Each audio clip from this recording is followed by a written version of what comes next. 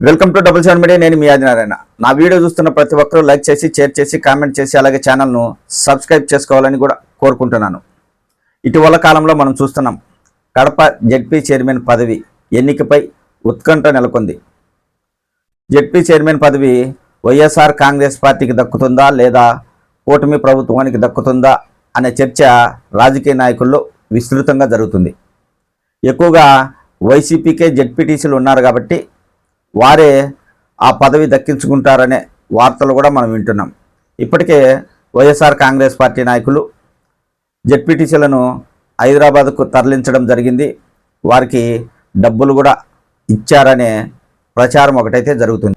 అయితే తాజాగా అందుతున్న సమాచారం ప్రకారం జెడ్పీ చైర్మన్ పదవి ఎన్నిక వాయిదా పడే అవకాశం ఉందనే ప్రచారం జరుగుతుంది.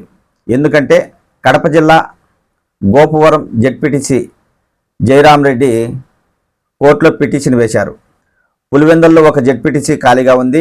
అలాగే ఒంటిమిట్టలో అమర్నాథ్ రెడ్డి ఎమ్మెల్యేగా ఉన్నారు కాబట్టి ఒంటిమిట్ట జెడ్పీటీసీ కూడా ఖాళీగా ఉంది. ఈ రెండు స్థానాలకు ఎన్నికలు జరపకుండా చైర్మన్ను ఎలా ఎన్నుకుంటారని ఆయన కోర్టులో పిటిషన్ వేశారు. తను కూడా జెడ్పీ చైర్మన్గా పోటీ చేయాలి అనుకుంటున్నాను. ఇప్పుడు జెడ్పీ చైర్మన్ను ఎన్నుకుంటే ఆ రెండు స్థానాలలో జెడ్పీ చైర్మన్ ప్రభావం పడే అవకాశం ఉంటుంది. ఆ రెండు స్థానాలు కూడా వాళ్ళే గెలుచుకునే అవకాశం ఉంటుంది అన్న రీతిలో జయరాం రెడ్డి పిటిషన్ వేశారనేది ఇక్కడ అర్థమవుతుంది. ఇక మార్చి 27వ తేదీ కడప జెడ్పీ చైర్మన్ను ఎన్నుకుంటారు. ఇలాంటి సమయంలో ఆయన ఎన్నిక వాయిదా వేయాలని కోర్టును ఆశ్రయించారు. అయితే బుధవారం రోజు ఈరోజు దానిపై తీర్పు వచ్చే అవకాశం ఉంటుంది. ఎన్నికలు జరపాలని కోర్టు తీర్పిస్తుందా లేదా వాయిదా వేస్తుందా అనేదైతే ఇప్పుడు రాజకీయ నాయకుల్లో ఒక ఉత్కంఠ నెలకొంది. నిజంగానే ఇది చాలా ఉత్కంఠగా ఉందని చెప్పవచ్చు. రోజు బుధవారం, రేపు 27వ తేదీ గురువారం ఎన్నికల నోటిఫికేషన్ ప్రకారం చైర్మన్ను ఎన్నుకోవాలి. అయితే కోర్టులో పిటిషన్ వేయడంతో చైర్మన్ పదవి ఎన్నికపై మళ్ళీ రాజకీయ నాయకుల్లో ఒక చర్చ అయితే మొదలైంది. ఇప్పుడు ఒకవేళ కోర్టు కానీ ఎన్నికలు వాయిదా వేయాలి, పులివెందుల ఒంటిమిట్ట జెడ్పీటీసీ ఎన్నికలు జరిగిన తర్వాతే చైర్మన్ను ఎన్నుకోవాలి అనే తీర్పు కానీ వచ్చిందంటే వైఎస్ఆర్ కాంగ్రెస్ పార్టీకి షాక్ తగిలింది అనుకోవచ్చు. ఖచ్చితంగా వారికి ఇది గట్టి దెబ్బ. ఎందుకంటే పులివెందుల ఒంటిమిట్ట జెడ్పీటీసీ ఎన్నికలు జరగాలంటే కొంత సమయం పడుతుంది. ఇప్పుడు కూటమి ప్రభుత్వం అధికారంలో ఉంది.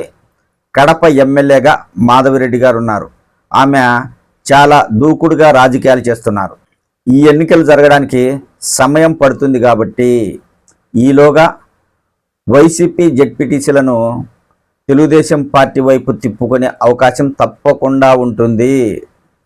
ఎందుకంటే చాలా రోజులు గ్యాప్ వస్తుంది కాబట్టి, కూటమి ప్రభుత్వం అధికారంలో ఉంది కాబట్టి ఏదో ఒక రూపంలో వారికి ఆశ చూపి ప్రలోభ పెట్టి లేదా భయపెట్టో ఇంకో రీతిలోనూ ఆ జెడ్పీటీసీలను తెలుగుదేశం పార్టీ వైపు తిప్పుకోవడానికి ఖచ్చితంగా తెలుగుదేశం పార్టీ నాయకులు ప్రయత్నాలు చేస్తారు. కడపలోనే కాదు, గతంలో మేయర్ ఎన్నికల్లో కూడా మనం చూసాం. వైసీపీ కార్పొరేటర్లను తీసుకొని తెలుగుదేశం పార్టీ నాయకులు మేయర్లు అయ్యారు. ఇక్కడ కూడా అలా జరగదు అనేది అనుకోకూడదు. ఎందుకంటే రాజకీయాలలో నాయకులు ఎలాగుంటారంటే ప్రిస్టేజ్గా ఉంటారు, తాము అనుకున్నదే జరగాలని. కాబట్టి ఇప్పుడు జెడ్పీ చైర్మన్ పదవి తెలుగుదేశం పార్టీ కానీ దక్కించుకుంటే ఖచ్చితంగా వైఎస్ఆర్ కాంగ్రెస్ పార్టీకి కడపలో పెద్ద దెబ్బ తగులుతుంది. ఈ అవకాశాన్ని తెలుగుదేశం పార్టీ నాయకులు ఖచ్చితంగా వినియోగించుకుంటారు. మరి కోర్టు ఎలాంటి తీర్పిస్తుందో వేచి చూడాలి. చైర్మన్ పదవి ఎన్నిక వాయిదా పడిందంటే తెలుగుదేశం పార్టీ నాయకులు చాలా సంతోషపడతారు. పడకపోతే వైఎస్ఆర్ కాంగ్రెస్ పార్టీ నాయకులు యథావిధిగా ఎన్నికలు జరిగితే ఆ పార్టీకి సంబంధించిన జెడ్పీటీసీనే చైర్మన్గా అయ్యే అవకాశం ఉంటుంది. కోర్టు ఎలాంటి తీర్పు ఇస్తుందో, ఎలాంటి రాజకీయ పరిణామాలు చోటు చేసుకుంటాయో చూడాలి.